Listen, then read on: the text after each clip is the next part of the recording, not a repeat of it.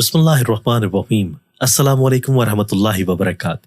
حضرت علی کرم اللہ وجہ الکریم سے روایت ہے کہ نبی کریم صلی اللہ علیہ وآلہ وسلم نے فرمایا، جس کا مفہوم کچھ یوں ہے کہ 7 قسم کے لوگ ایسے ہیں جنہیں تم قبر میں دفن کرو گے تو ان کا رخ قبلہ سے پھیر دیا جائے گا۔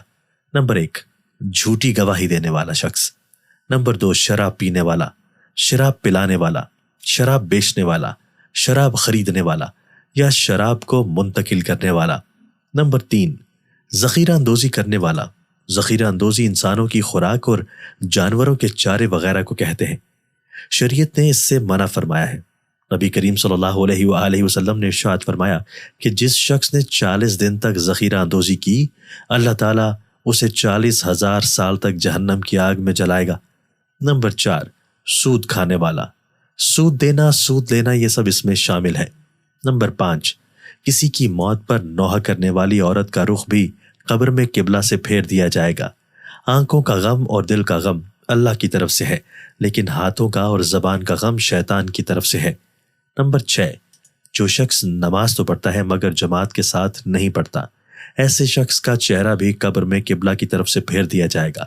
نمبر 7، انسانوں کی خرید و فروخت کرنے والا، یعنی وہ افراد جو انسانی اعضاء یا مکمل انسان کی خرید و فروخت کریں۔ محترم ناظرین، اس کے برعکس 4 ایسے ہیں جن کے کرنے سے قبر میں گھبراہٹ نہیں ہوگی۔ نبی کریم صلی اللہ علیہ وآلہ وسلم نے فرمایا، جس کا مفہوم کچھ یوں ہے کہ جن حالتوں میں نفس کو ناگوار ہو، ایسی حالت میں اچھی طرح وضو کرنے سے گناہ دھل جاتے ہیں۔ نبی کریم صلی اللہ علیہ وآلہ وسلم کے ایک فرمان کا مفہوم کچھ یوں ہے کہ نہ تو اپنے لیے بد دعا کرو اور نہ ہی اپنی اولاد کے لیے، اور نہ اپنے خدمت کرنے والے کے لیے، اور نہ اپنے مال و متاع کے لیے۔ کہیں ایسا نہ ہو کہ تمہارے کوسنے کے وقت قبولیت کی گھڑی ہو کہ اس میں خدا تعالیٰ سے جو مانگو اللہ تعالیٰ وہی کر دیں۔ حضرت فقیہ عبداللہ سمرقندی رحمۃ اللہ علیہ بیان کرتے ہیں کہ جو قبر کی تنہائی اور گھبراہٹ سے بچنا چاہتا ہے، اسے چاہیے کہ 4 چیزوں کو اختیار کر لے اور 4 چیزوں سے کنارہ کشی کر لے۔ محترم ناظرین، وہ 4 چیزیں جو ہم نے اپنانی ہیں، ان میں سے ایک عمل نماز ہے۔ نماز کی پکی پابندی کرنی ہے۔ آج سب مسلمان مل کر نیت کریں، آج کے بعد ہماری کوئی نماز قضا نہیں ہوگی، ہم سب نمازی بن جائیں گے۔ اللہ تعالیٰ نماز پڑھنے والے پر خاص رحمت نازل فرماتا ہے۔ نماز قبر میں چراغ کا کام کرے گی اور نمازی کو نبی کریم صلی اللہ علیہ وآلہ وسلم کی شفاعت بھی نصیب ہوگی، اور بروز قیامت اللہ تبارک و تعالیٰ کا دیدار بھی کرایا جائے گا۔ دوسرا عمل جو ہم نے کرنا ہے وہ صدقہ دینا ہے۔ نبی کریم صلی اللہ علیہ وآلہ وسلم کے ایک فرمان کا مفہوم کچھ یوں ہے کہ بے شک صدقہ کرنے والوں کو صدقہ قبر کی گرمی سے بچاتا ہے، اور یہ بھی حدیث پاک کا مفہوم ہے کہ صدقہ دینا 70 بیماریاں، 70 مصیبتیں، 70 بلاؤں کو ٹالنے والا ہے۔ تو آپ صدقہ دیں، بلائیں، بیماریاں ٹل جائیں گی۔ دنیا کی مصیبتوں کو ختم کرنے کے لیے اور قبر کو روشن کرنے کے لیے یہ بہترین عمل ہے۔ جتنی توفیق ہو، گھر کے افراد کے حساب سے کسی رشتہ دار، کسی عزیز یا کسی غریب کو صدقہ دے دیں، انشاءاللہ آپ کی ہر مصیبت ٹل جائے گی۔ تیسری بات جو ہے وہ ہے تلاوت قرآن کرنا۔ اگر قبر کی وحشت اور گھبراہٹ سے بچنا ہے تو روزانہ قرآن پاک کی تلاوت کریں۔ اور چوتھا عمل ہے اللہ کا ذکر کرنا۔ آج کل ہم لوگ اپنے کاموں میں اتنے مصروف ہو گئے ہیں کہ ہم اللہ کا ذکر نہیں کرتے، نماز کی پابندی نہیں کرتے، قرآن پاک کی تلاوت نہیں کرتے، تو ہمارے گھر میں برکتیں کیسے آئیں گی؟ کیسے مصیبتیں اور بلائیں ٹلیں گی؟ خدارا یہ 4 عمل اپنائیں اور زیادہ سے زیادہ چلتے پھرتے، اٹھتے بیٹھتے درود شریف پڑھنے کی عادت بنائیں اور ڈھیروں نیکیاں کمائیں۔ روایتوں کا مفہوم ہے کہ مرنے کے بعد نیک بھی پچھتائے گا اور گناہگار بھی۔ تو لوگوں کے پوچھنے پر فرمایا کہ نیک اس لیے پچھتائے گا کہ اس کو وہ لمحے خاص طور پر یاد آئیں گے جو اس نے فضول گزارے، خالی گزار دیے۔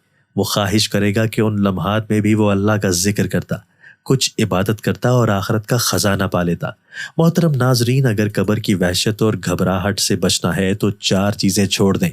نمبر 1، جھوٹ۔ نیت کریں انشاءاللہ آج کے بعد کبھی بھی جھوٹ نہیں بولیں گے۔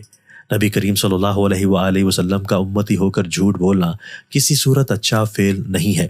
حدیث شریف کا مفہوم ہے کہ جو ایک جھوٹ بولتا ہے اس کے منہ سے اتنی بدبو نکلتی ہے کہ رحمت کا فرشتہ اس سے 1 میل دور چلا جاتا ہے۔ دوسری بات، خیانت چھوڑ دیں۔ کوئی بھی امانت آپ کے پاس رہے، وہ امانت پوری لوٹائیں، خیانت نہ کریں۔ تیسرا فرمایا چغلی، ادھر کی بات ادھر پہنچانا، ادھر کی بات ادھر پہنچانا، مسلمانوں میں لڑائی کرانا، یہ قبر میں اندھیرا لانے والا کام ہے۔ اور چوتھا عمل بتایا گیا کہ پیشاب کے چھینٹوں سے نہ بچنا۔ آج کل ہمارے معاشرے میں یہ وبا عام ہو چکی ہے کہ لوگ ناپاکی کی احتیاط ہی نہیں کرتے۔ بہت سارے لوگوں کو پاک ہونا بھی نہیں آتا۔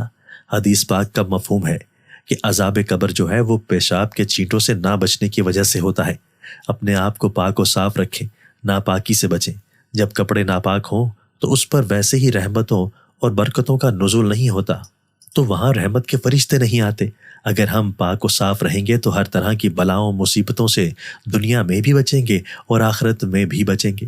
حضرت انس رضی اللہ تعالیٰ عنہ سے روایت ہے کہ نبی کریم صلی اللہ علیہ وآلہ وسلم نے فرمایا، جس شخص کی 2 یا 3 بیٹیاں ہوں اور وہ ان کی اچھے انداز سے پرورش کرے اور جب وہ شادی کے قابل ہو جائیں تو ان کی شادی کر دے، تو میں اور وہ شخص جنت میں اس طرح داخل ہوں گے جس طرح یہ دونوں انگلیاں ملی ہوئی ہیں۔